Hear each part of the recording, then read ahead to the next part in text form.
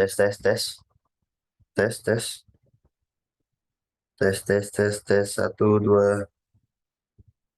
Udah masuk belum sih suara ini? Tes, tes, tes, tes, tes. Oh, udah ya. Tes, tes, tes, tes, tes. Oh, udah.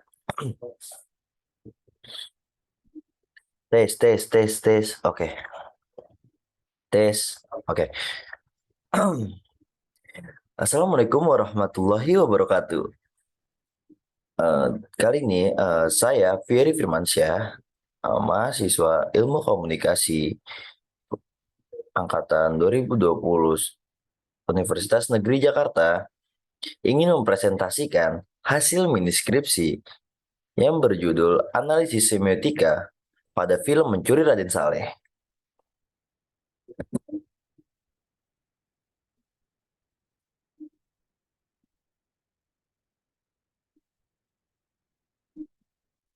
Di sini terdiri dari 3 bab di daftar isi ini. Dari bab pertama yaitu pendahuluan. Pendahuluan itu mencakup latar belakang, fokus penelitian, tujuan penelitian, dan manfaat penelitian.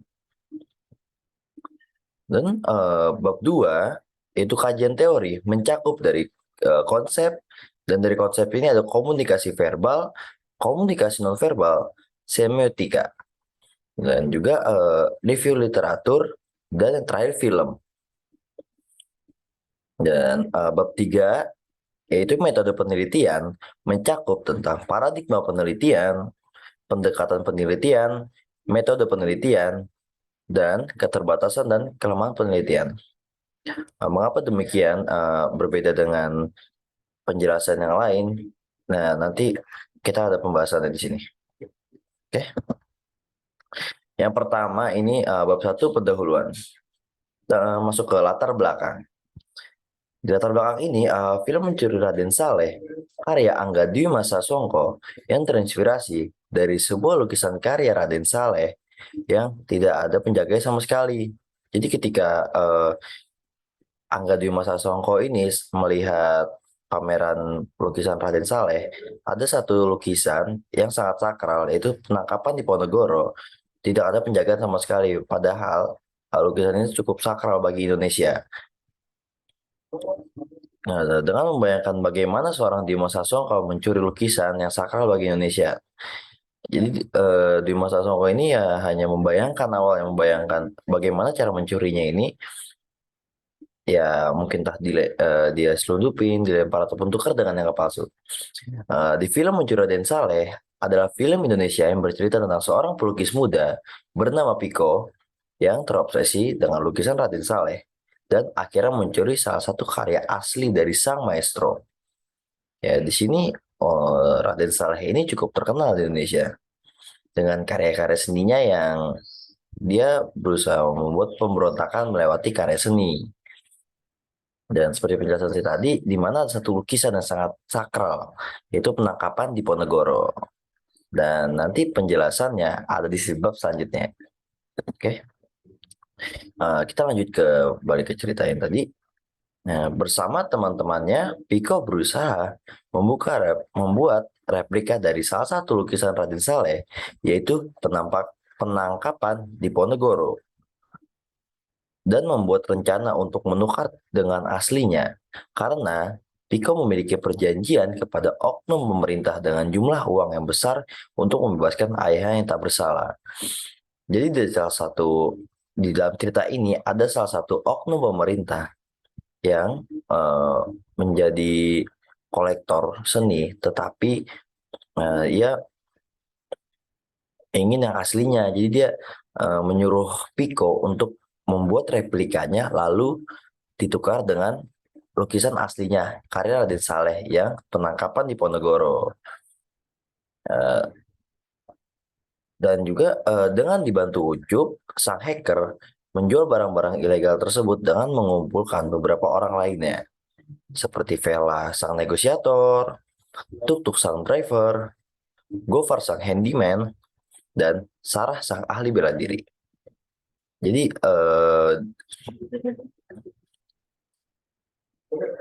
Piko dan teman-temannya ini Dan Ucup mencari beberapa kandidat-kandidat untuk melancarkan rencana yang ia lagi rencanakan dengan oknum pemerintah. Mereka berenam memiliki tanggung jawab masing-masing. Apabila tokoh mencuri Raden Saleh dianalogikan secara personifikasi seperti tubuh manusia, Ucup sebagai otak dari perencanaan, Piko menjadi hati atau feeling yang bisa menangkap sense itu Vela, yang memiliki insting yang kuat itu Sarah, dan tangannya itu Gofar, dan kakinya yaitu Tuk-Tuk untuk membawa lari. Di samping itu mereka dihadapkan dengan konflik dan latar belakang masing-masing di setiap orang. Juga berusaha melawan sistem dari oknum pemerintahan. Tidak hanya oknum pemerintahan, musuh dari tim pencuri Raden Saleh ini juga menghadapi tim kepolisian untuk menyidik tentang rencana pencurian lukisan tersebut. Jadi di sini dari pihak kepolisian pun mencium langkah yang apa yang dilakukan oleh Piko. Jadi musuhnya Piko ini nggak cuma satu, jadi dengan oknum polisi yang lainnya dan pencurian ini apakah berhasil atau tidak gitu. Awal terjadi lukisan ini dibuat oleh Raden Saleh karena adanya sebuah lukisan karya dari bangsa Belanda dengan judul Penyerahan di Pangeran Diponegoro. Dengan lukisan tersebut menggambarkan tidak sesuai dengan aslinya. Pangeran Diponegoro itu menyerahkan kepada Belanda. Di dalam lukisan yang aslinya, Pangeran Diponegoro itu menyerah pada Belanda. Menyerah seperti ya ini. Dia menyerahkan diri. Setelah itu Raden Saleh menciptakan ulang sebuah lukisan dengan judul Penangkapan Pangeran Diponegoro. Dalam lukisan tersebut menggambarkan bahwa Pangeran Diponegoro tidak takut dan menantang ketika ia ditangkap oleh Belanda. Dalam film ini menunjukkan bahwa pemberontakan dengan sarana karya seni lukis. Jadi perbedaannya dari lukisan yang aslinya penyerahan Pangeran Diponegoro dengan penangkapan Pangeran Diponegoro itu dari menggambarkan dari beberapa karakter elemen-elemen yang ada di dalam lukisan tersebut. Seperti misalnya Pangeran Diponegoro di judul lukisan penyerahan Pangeran Diponegoro, Pangeran Diponegoro itu seperti menyerah dan nunduk, seperti pasrah. Sedangkan yang di penangkapan Pangeran Diponegoro, dia menghadang dan seperti gagah perkasa, seperti menantang, menantang para Belanda. Dan juga yang perbedaannya lagi, penangkapan Pangeran Diponegoro itu digambarkan bangsa Belanda di kepalanya dibuat lebih besar daripada eh, orang-orang yang lainnya. Seakan-akan ya menggambarkan keburukan dari Belanda tersebut. Film, ya, dan juga di sini yang menjelaskan tentang film. Film merupakan salah satu bentuk karya seni yang banyak diminati dan diapresiasi oleh masyarakat. Film memiliki kekuatan dalam menggambarkan realitas sosial, budaya, dan politik yang terjadi di sekitar kita. Film juga dapat dianggap sebagai suatu wadah untuk menyampaikan pesan, ide, dan gagasan melalui simbol-simbol yang terkandung di dalamnya. Menurut Alfa Tony dan Manesa tahun 2020. Salah satu film di Indonesia yang menarik untuk dianalisis menggunakan pendekatan semiotika adalah Mencuri Raden Saleh. Film ini bercerita tentang seorang pelukis muda yang terobsesi dengan lukisan Raden Saleh dan akhirnya mencuri salah satu karya asli sang maestro. Film ini menampilkan banyak simbol dan tanda yang mengandung makna dan pesan yang sangat kompleks. Jadi di sini saya menggunakan penelitian analisis semiotika yang dimana pendekatan semiotika ini adalah metode analisis yang dapat digunakan untuk memahami simbol-simbol yang terkandung di dalam film. Semiotika juga dapat digunakan untuk mengeksplorasi makna konotatif yang terkait dengan konteks sosial, budaya, dan sejarah yang ada di sekitar film tersebut. Namun, meskipun film Mencuri Raden Saleh menampilkan banyak tanda dan simbol yang menarik untuk dianalisis, masih terdapat kekurangan dalam kajian semiotika pada film ini. Belum ada penelitian yang secara khusus membahas simbol-simbol yang terkandung di dalam film menggunakan pendekatan semiotika. Eh, oleh karena itu, penelitian ini akan membahas analisis semiotika pada film Mencuri Raden Saleh dengan tujuan untuk mengeksplorasi makna dan pesan yang terkandung di dalam film tersebut melalui tanda dan simbol yang muncul di dalamnya. Penelitian ini juga diharapkan dapat memberikan kontribusi dalam pengembangan teori semiotika pada film, serta memberikan pemahaman yang lebih dalam dan menyeluruh terhadap film sebagai suatu karya seni yang kompleks dan multitafsir. Jadi di sini menggunakan pendekatan semiotika yang dimana untuk level pendekatannya itu mikro, jadi tanpa ada wawancara. Jadi seperti itu. Oke, kita masuk ke fokus penelitian. Nah, untuk fokus penelitiannya di sini, fokus penelitian dari penelitian ini adalah bagaimana analisis semiotika yang disampaikan melalui simbol dalam film Mencuri Raden Saleh. Dan untuk tujuan penelitian, untuk mengetahui analisis semiotika yang disampaikan melalui simbol dalam film Mencuri Raden Saleh.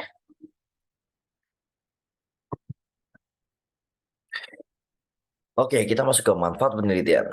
Secara akademis, penelitian, oh ya, di sini manfaat penelitian itu ada dua. Ada secara akademis dan juga ada secara praktis. Yang pertama, saya akan menjelaskan tentang secara akademis. Secara akademis, penelitian ini dapat berpengaruh dalam bidang komunikasi, yaitu kita meningkatkan pemahaman tentang semiotika dalam melakukan analisis semiotika pada film.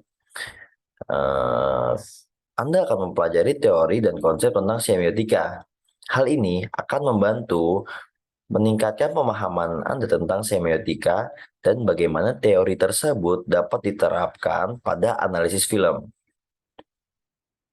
Dan dalam film tersebut mengajarkan bahwa kita harus memiliki pemikiran yang visioner dan kreatif, terutama pada creative thinking. Ya, seperti penjelasan yang saya kutip, eh, kita pernah sempat belajar creative thinking di semester 1, yang dimana dalam film ini pun mengajarkan kita bagaimana kita selangkah lebih pada orang-orang pada umumnya. Kita harus lebih kreatif nih, harus visioner juga. Kita harus tahu langkah apa yang kita ambil sebelum orang-orang itu melakukan itu. Menurut saya bagusnya dari situ. Dan juga eh, dia melakukan menyampaikan aspirasi melalui karya seperti Raden Saleh. Oke, kita sekarang masuk ke secara praktis. Untuk secara praktis, meningkatkan kualitas film yang diproduksi melalui analisis semiotika pada film. Pembuatan film dapat memperoleh wawasan tentang bagaimana simbol dan tanda yang digunakan dalam film dapat memberikan makna yang lebih dalam. Dengan demikian, pembuatan film dapat menggunakan informasi tersebut untuk meningkatkan kualitas film yang diproduksi. Secara keseluruhan, skripsi dengan judul Analisis Semiotika pada Film Mencuri Raden Saleh dapat memberikan manfaat praktis yang signifikan bagi peningkatan pemahaman orang-orang tentang seni rupa dan film, serta bagi pengembangan kualitas dan kreativitas dalam pembuatan film. Oke, sekarang kita masuk ke bab 2, yaitu kajian teori. Yang pertama ini konsep. Dalam konsep ini, saya menggunakan konsep semiotika. Semiotika adalah studi tentang tanda dan simbol dalam komunikasi. Oleh karena itu, semiotika termasuk dalam kategori komunikasi verbal dan non-verbal. Jadi di semiotika ini ada dua kategori komunikasi, yaitu verbal dan non-verbal. Sekarang kita masuk ke komunikasi yang verbal dulu nih. Komunikasi verbal adalah proses penyampaian pesan atau informasi dengan menggunakan kata-kata, baik secara lisan maupun tertulis. Dalam komunikasi verbal, pesan yang disampaikan dapat berupa ide, gagasan, perasaan, atau instruksi yang disampaikan melalui bahasa yang dipahami oleh kedua belah pihak yang terlibat dalam komunikasi. Oke, untuk komunikasi yang kedua itu komunikasi verbal dapat dilakukan secara langsung atau face to face maupun tidak langsung seperti melalui telepon, surat, email, atau media sosial.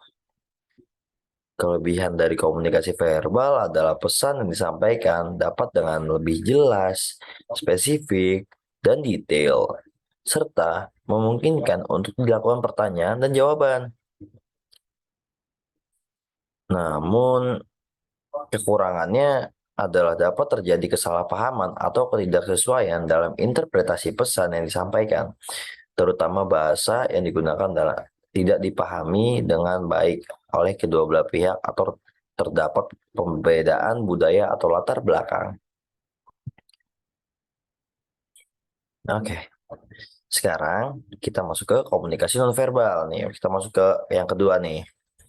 Itu komunikasi nonverbal adalah proses penyampaian pesan atau informasi yang tidak melalui kata-kata atau bahasa lisan, melainkan melalui tanda-tanda atau isyarat tubuh, seperti ekspresi wajah, gerakan mata, gerakan tangan, gerakan postur tubuh, dan intonasi suara. Komunikasi nonverbal seringkali bersifat tidak sadar atau tidak disengaja, namun dapat memberikan informasi yang sangat penting dan signifikan dalam proses komunikasi. Misalnya, bahasa tubuh seseorang seperti posisi duduk, gerakan tangan, ataupun ekspresi wajah yang menunjukkan sikap atau perasaan seseorang, seperti rasa senang, tidak suka, marah, ataupun kelelahan. Oke, komunikasi nonverbal dapat memberikan informasi yang sangat penting dalam menginterpretasikan pesan yang disampaikan dalam suatu interaksi sosial, terutama dalam situasi di mana pesan lisan mungkin tidak cukup untuk menyampaikan informasi secara lengkap atau tepat. Misalnya, komunikasi nonverbal dapat digunakan untuk menyampaikan perasaan, simpati, empati, ataupun kasih sayang tanpa perlu menggunakan kata-kata. Namun, kelemahan dari komunikasi nonverbal adalah bahwa pesan yang disampaikan dapat menjadi ambigu atau terjadi kesalahan interpretasi, terutama jika pihak yang terlibat dalam interaksi memiliki latar belakang budaya atau bahasa yang berbeda. Oleh karena itu, komunikasi nonverbal perlu diinterpretasikan dengan hati-hati dan perlu disesuaikan dengan situasi atau konteks yang ada. Konteks komunikasi yang ada. Jadi sudah jelas di sini yang saya jelaskan perbedaan dari komunikasi verbal dan nonverbal. Yang dimana komunikasi nonverbal itu kita harus lebih hati-hati lagi karena akan terjadi mispersepsi kalau misalnya kita salah ataupun keliru. Oke, selanjutnya masuk ke pembahasan semiotika. Jadi, semiotika membahas tentang bagaimana tanda-tanda dan simbol digunakan dalam berbagai bentuk komunikasi untuk memahami makna dan pesan yang disampaikan. Dalam konteks ini, semiotika mempelajari bagaimana tanda-tanda dan simbol-simbol digunakan dalam bahasa, seni, media, dan budaya secara umum, sehingga dapat memberikan pemahaman lebih dalam tentang cara kerja komunikasi. Di sini saya mengutip salah satu ahli, yaitu Peirce. Menurut Peirce, ada segitiga makna, yaitu yang harus dibedakan cara pemahamannya, yaitu membedakan tanda, objek, dan interpretan. Tanda adalah representatum, objek adalah sesuatu yang dirujuk oleh representatum, dan interpretan adalah makna yang disampaikan. representatum adalah konsep dalam teori representasi yang mengacu pada objek atau hal-hal yang dipresentasikan oleh atau diwakili oleh simbol atau tanda tertentu. Dalam konteks ini, representatum adalah sesuatu yang ada di dunia nyata, sedangkan simbol atau tanda yang mempresentasikan representatum adalah sesuatu yang bersifat konvensional atau disepakati oleh masyarakat. Sekarang kita masuk ke review literatur. Di sini ada peneliti Asnat Riwu yang ditulis 2018 dengan judul penelitian Analisis Semiotika Roland Barthes pada film Tiga Darah, kajian semiotika. Untuk metode penelitiannya menggunakan penelitian kualitatif. Dan hasil penelitiannya, itu penelitian mencakup 3 pembahasan, yaitu makna denotasi dan makna konotasi, serta mitos. Berdasarkan rumusan masalah pada penelitian ini, maka dapat dibuat simpulan sebagai berikut. Yang pertama, makna denotasi bersifat langsung, yaitu makna khusus yang terdapat dalam suatu tanda dan pada intinya dapat disebut juga sebagai gambaran sebuah petanda. Makna denotasi dan makna konotasi dalam penelitian ini memberikan pemahaman kepada kita bahwa pentingnya bersikap sopan dan menghargai seorang perempuan dan kepada siapapun.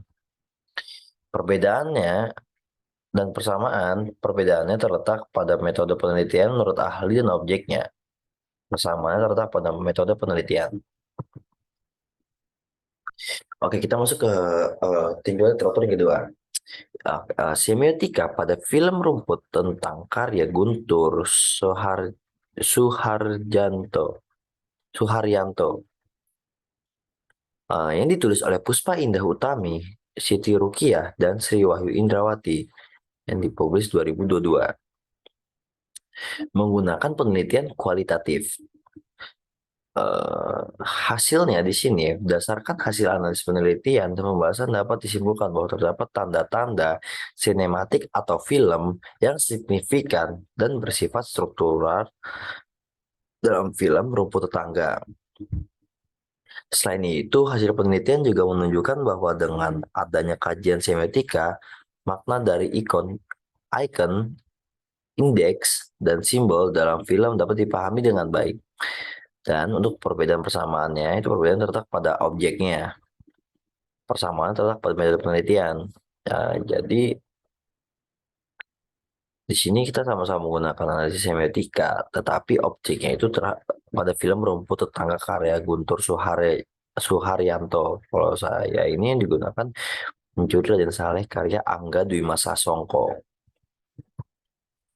Oke, yang ketiga berjudul Analisis Semiotik terhadap film In the Name of God yang ditulis Hani Takia dan dipublish 2011. Di sini makna denotasi dalam penelitian ini adalah gambaran tentang potret kehidupan orang-orang Muslim, khususnya di Pakistan, di 3 benua dunia.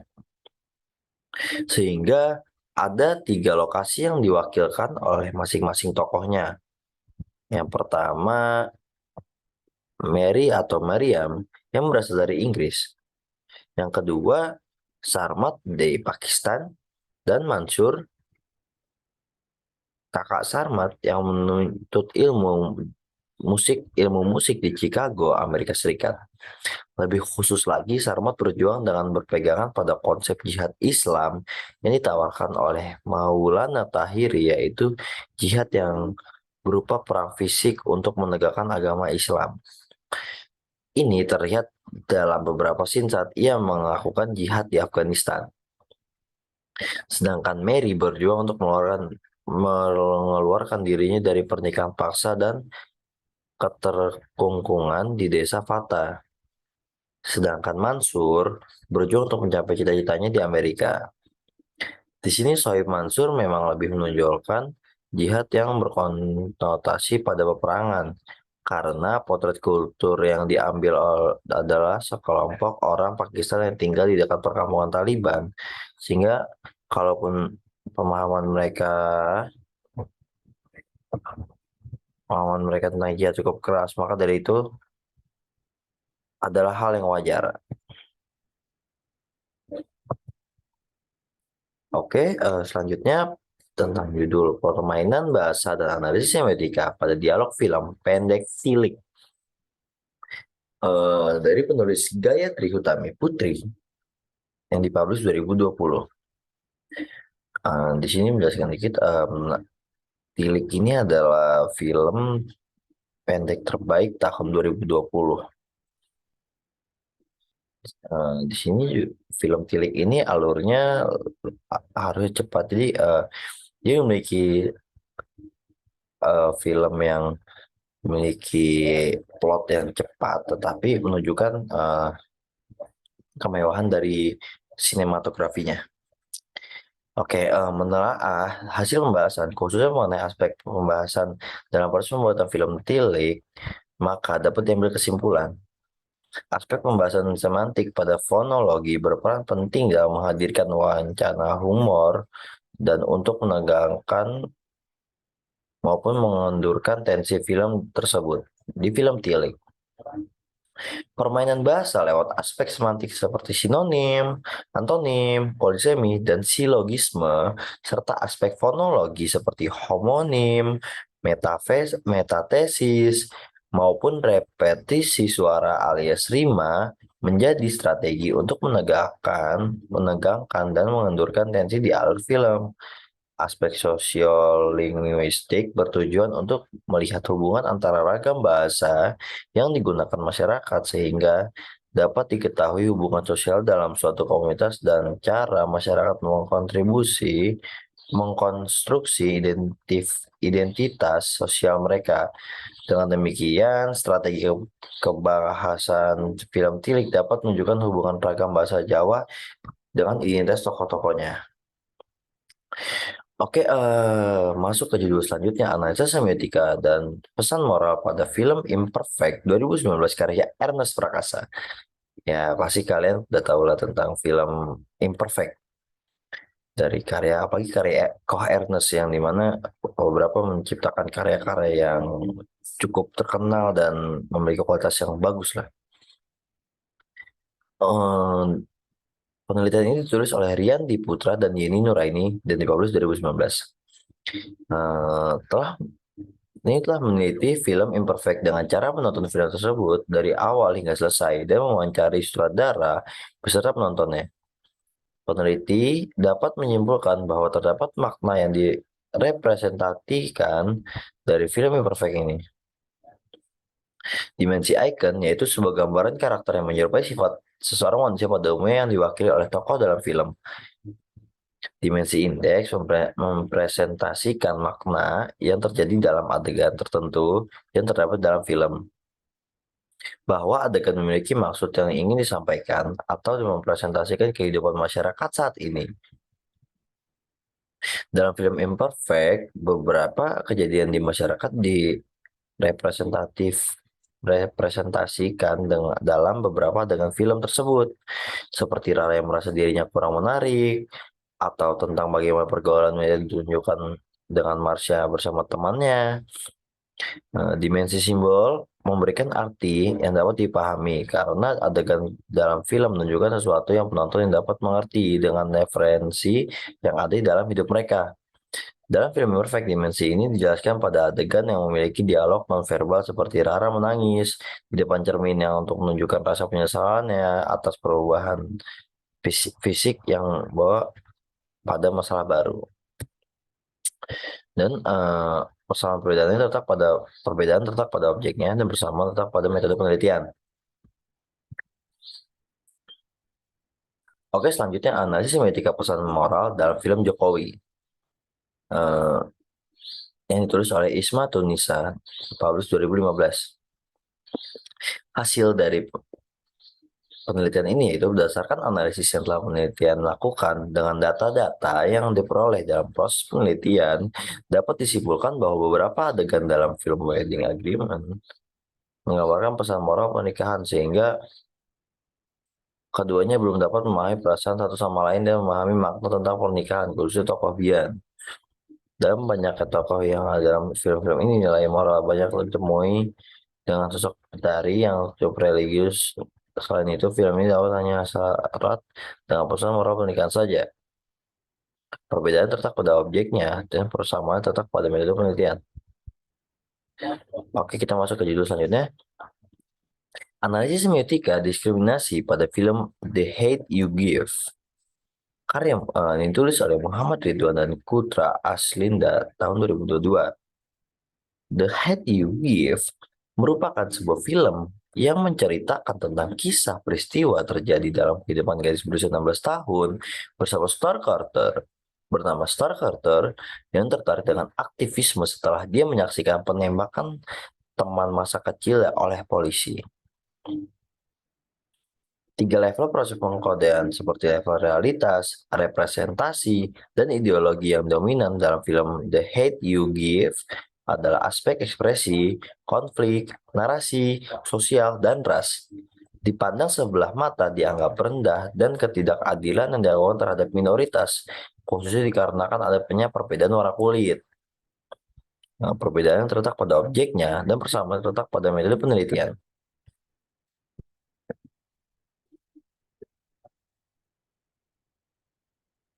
Lalu lanjut ke studi semiotika Peirce yang berjudul Studi Semiotika Peirce dalam film dokumenter The Look of Silence, Senyap, yang ditulis oleh Ahmad Tony dan Rafki Fakhrizal, publish 2017. Hasil dari penelitian tersebut yaitu kebenaran yang masih belum terungkap jelas, sehingga masih banyak masyarakat yang belum paham tentang keseluruhan penyebab terjadinya tragedi G30S PKI. Sejarah yang belum diluruskan sehingga akan menimbulkan pandangan dan pemahaman yang salah bagi generasi ke generasi di masa depan. Keadilan yang masih belum ditegakkan sehingga para keluarga korban PKI masih merasa diasingkan dari tengah masyarakat umum. Oke, selanjutnya analisis semiotika John Fiske mengenai representasi pelecehan seksual pada film Penyalin Cahaya yang ditulis Nur Alita Darawangi, Tuhepali, dan Serdini Aminda Mazaid. Ini publish 2022. Data ini dibuat menggunakan metode kualitatif. Pelecehan seksual yang digambarkan pada film Penyalin Cahaya pada karakter Suryani yang berjuang dalam membuktikan bahwa salah satu anggota teater Matahari terlibat dalam kasus pelecehan seksual yang membuat tak sadarkan diri dan menyebabkan beasiswanya hilang karena sebuah foto yang terupload di sosial medianya. Berdasarkan karena eksplorasi dan percakapan penggambaran pelecehan seksual dalam film Penyalin Cahaya, penelitian ini memanfaatkan penyelidikan semiotika John Fiske dengan menyimpulkan bahwa representasi kekerasan seksual pada film ini didapat melalui 3 level. Sebagaimana yang dikatakan oleh John Fiske, yaitu level realitas kekerasan seksual dipengaruhi oleh adanya aspek penampilan, cara berbicara, perilaku, gerak tubuh, ekspresi, dan lingkungan pada baik dari sudut pandang korban pelecehan maupun pelaku di film Penyalin Cahaya. Sedangkan untuk level ideologi disimbolkan dari penggambaran kekerasan seksual yang dilakukan oleh seorang laki dan yang kaya yang dikenal dengan perilaku dan tutur kata baik. Perbedaannya terletak pada metode penelitian menurut ahli dan objek persamaan terletak pada metode penelitian. Oke, selanjutnya analisis semiotika representasi budaya Jepang dalam film anime Barakamon. Ditulis Aidil Audria, publish 2019. Penelitian ini menggunakan metode kualitatif. Hasil dari pembahasan dari penelitian tersebut itu makna dedotasi pada film anime Barakamon terdapat pada simbol atau yang dipresentasikan secara verbal dan nonverbal dari setiap scene pada jalan cerita tokoh utama mengenai budaya-budaya Jepang yang terdapat di film anime tersebut. Makna mitos dalam film anime ini dilihat dari kebudayaan Jepang yang dipengaruhi oleh agama Shinto. Agama Shinto merupakan ajaran yang menyembah para dewa-dewa dana segala kekuatan yang ada di dalam alam semesta. Perbedaannya terletak pada metode penelitian menurut ahli dan objeknya, persamaannya terletak pada metode penelitian. Oke, kita masuk ke eh, objeknya itu film. Film adalah sebuah medium visual yang digunakan untuk menghibur, mengedukasi, atau menyampaikan pesan melalui gambar bergerak dan suara. Film sering juga dianggap sebagai bentuk seni memadukan berbagai elemen seperti naskah, sutradara, pemeran, penata artistik, musik, dan teknologi produksi. Para ahli memiliki beragam pandangan tentang apa itu film. Berikutnya ada beberapa definisi dari para ahli film. Yang pertama, David Bordwell dan Christine Thompson. Dalam buku Film Art and Introduction, mengatakan bahwa film adalah medium audiovisual yang terdiri dari gambar yang bergerak, suara, dan berbagai elemen lainnya yang membentuk narasi visual. Dan menurut Andre Bazin yang kedua, yaitu seorang kritikus film Prancis, memandang film sebagai sebuah bentuk seni yang unik karena mampu merekam realitas secara otomatis dan memberikan pengalaman yang mirip dengan pengalaman nyata. Dan yang ketiga itu menurut Stanley Kubrick, yaitu seorang sutradara film. Ia menyebut film sebagai bentuk seni yang paling kompleks karena menyatukan berbagai elemen seperti penulisan naskah, penataan artistik, dan pencahayaan untuk menciptakan pengalaman audiovisual yang menggugah. Secara umum, film adalah medium visual dan audiovisual yang mampu menciptakan pengalaman artistik yang unik dan memungkinkan para pembuat film untuk menyampaikan pesan dan mempengaruhi pemirsa dengan cara yang berbeda dari bentuk seni lainnya.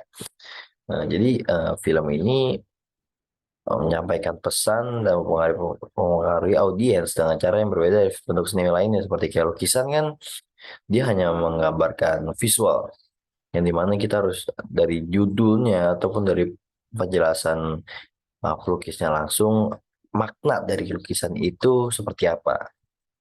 Dan seperti musik. Musik itu termasuk karya seni audiovisual yang dimana kita mendengarkan makna dari apa yang pesan yang disampaikan dari seni tersebut di musik itu. Dan film ini ya keduanya, penggabungan dari visual dan audiovisual. Oke, kita masuk ke bab 3 metode penelitian. Yang pertama, paradigma penelitian. Sini saya akan menjelaskan paradigma terlebih dahulu.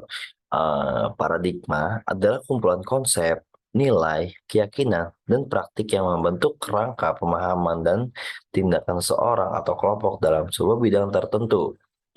Paradigma memberikan pandangan dunia yang konsisten dan komprehensif serta mengarahkan pemahaman dan interpretasi seorang terhadap dunia yang dihadapinya.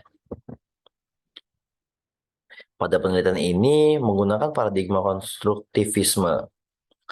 Oke, paradigma konstruktivisme merupakan sebuah kerangka pemahaman dalam filsafat, ilmu, dan pendekatan dalam penelitian yang menekankan bahwa pengetahuan tidak dapat dianggap sebagai suatu yang objek dan netral, namun selalu terbentuk dan dipengaruhi oleh interpretasi dan konstruksi manusia. Paradigma konstruktivisme menekankan bahwa peneliti harus memahami konteks sosial, budaya, dan sejarah dalam memahami realitas, serta mengakui bahwa semua pengetahuan bersifat relatif dan tergantung pada sudut pandang yang diambil. Oleh karena itu, penelitian di dalam paradigma konstruktivisme sering kali berfokus pada bagaimana pengetahuan, keyakinan, dan nilai yang dibentuk dan dibagikan dalam konteks sosial yang lebih luas. Kita lanjut ke bab selanjutnya, yaitu pendekatan penelitian. Pada penelitian ini menggunakan pendekatan kualitatif. Pendekatan kualitatif merupakan pendekatan dalam penelitian yang bertujuan untuk memahami fenomena dan pengalaman manusia secara mendalam dan kontekstual. Pendekatan ini mengutamakan penelitian lapangan dan interaksi dengan partisipan untuk memahami makna, persepsi, nilai, dan pengalaman mereka terhadap suatu fenomena. Penelitian kualitatif biasanya dilakukan dengan pengumpulan data dalam bentuk teks, gambar, suara, atau video dari partisipan melalui wawancara, observasi, dokumentasi, atau metode-metode lainnya yang menghasilkan data kualitatif. Data kualitatif kemudian dianalisis dengan cara mengidentifikasi tema, pola, atau konsep yang muncul dari data dan membuat interpretasi terhadap makna dan pengalaman yang ditemukan. Peneliti akan meneliti setiap scene dalam film Mencuri Raden Saleh. Untuk pendekatan kualitatif menekankan pada konteks sosial dan budaya dari fenomenal yang diteliti, sehingga seringkali menghasilkan temuan yang kaya dan deskriptif tentang pengalaman manusia dalam situasi tertentu.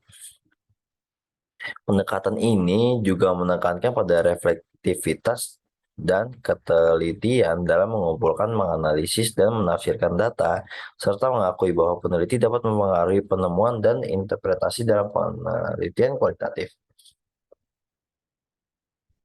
Untuk selanjutnya, masuk ke metode penelitian. Di sini jenis penelitian yang digunakan itu analisis semiotika. Analisis semiotika merupakan sebuah pendekatan dalam studi bahasa, sastra, dan budaya yang mempelajari tanda-tanda atau signs dan sistem-sistem tanda yang digunakan untuk menyampaikan pesan dan makna dalam berbagai bentuk komunikasi. Analisis semiotika membantu untuk memahami bagaimana tanda-tanda termasuk kata-kata, gambar, simbol, gestur, dan tindakan digunakan untuk mewakili makna dan bagaimana makna tersebut dikonstruksi dan ditafsirkan oleh pembaca atau pendengar. Oke, balik lagi menurut sang ahli, menurut Pierce nih, semiotika adalah studi tentang tanda dan maknanya. Ia membedakan dari 3 jenis, yaitu tanda, objek, dan interpretan. Dalam konteks penelitian ini menggunakan teori Pierce, yaitu dari tanda, tanda adalah representatum.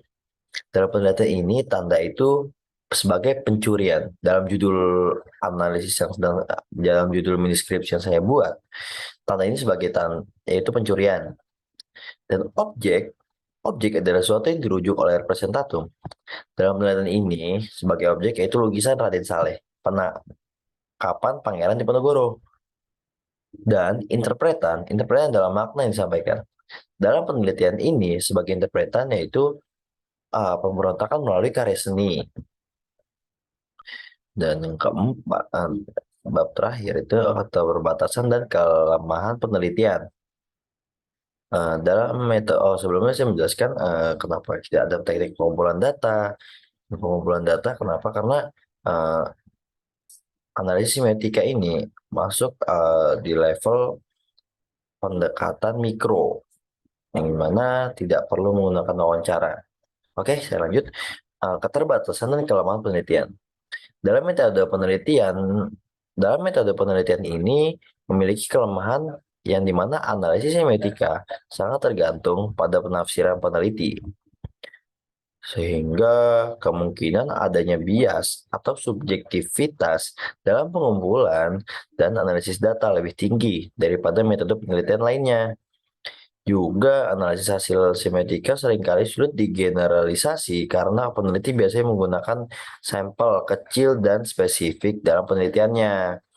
Selain itu, karena analisis semiotika didasarkan pada tafsiran peneliti, hasilnya tidak dapat dianggap mewakili populasi secara keseluruhan.